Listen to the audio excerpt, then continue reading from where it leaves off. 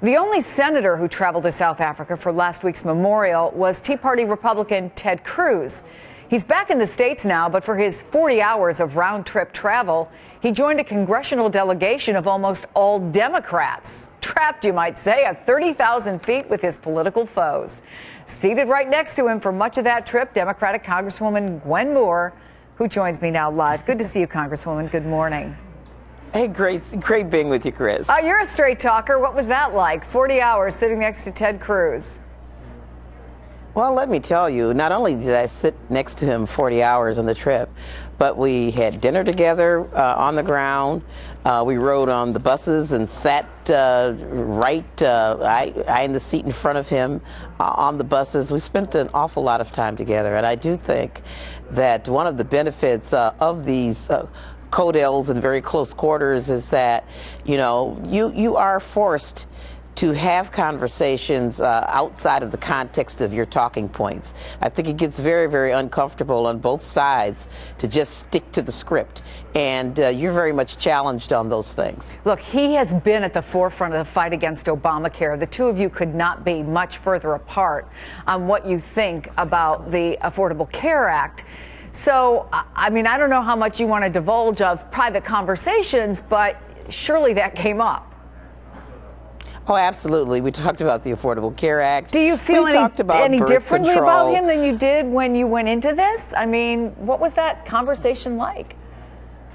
I can tell you that at least as far as I was concerned, as one other member of the delegation pointed out, I was heartfelt, even giving him personal experiences to try to break through just sort of the talking point narrative.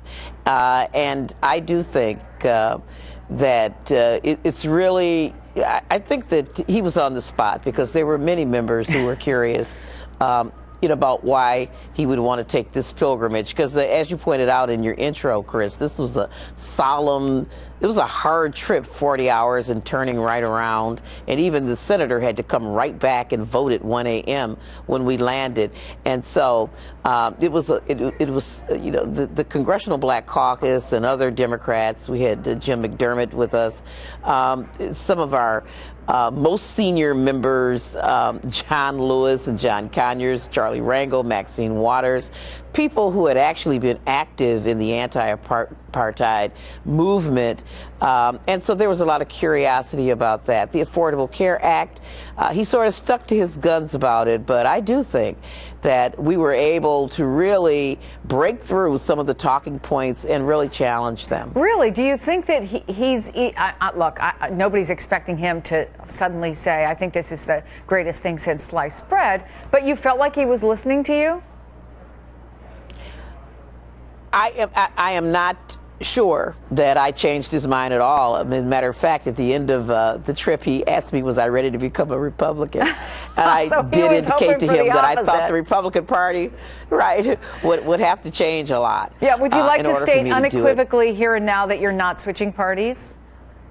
I am definitely not going to switch to today's GOP. Well, look, but just let me say. Yeah, go ahead. Chris, I do think that there was a lot of very candid conversation.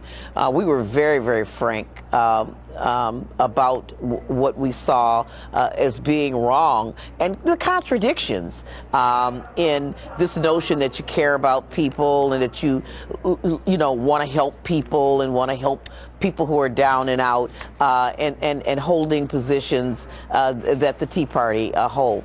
One member even sort of woke Senator Cruz up as we were riding along and passed a shanty town to show him the real contradictions in that particular society. So I do think that while there were very frank, blunt moments and some sparring, that we generally treated him with respect, and he in turn treated us with respect. I was glad to have a seatmate that was capable of pulling my bag down for me and getting it back up, and so he was very courteous and very much a gentleman. We spent time. He showed me pictures of his beautiful daughters learning to skate, ice skate, and so there was a lot of downtime. Yeah, there's a lot of downtime just to relax. You have to think if more people could just sit down and talk, you know, a greater understanding might be found, maybe more room for compromise. Congresswoman Gwen Moore, great to talk to you. Thanks so much for coming on. Great.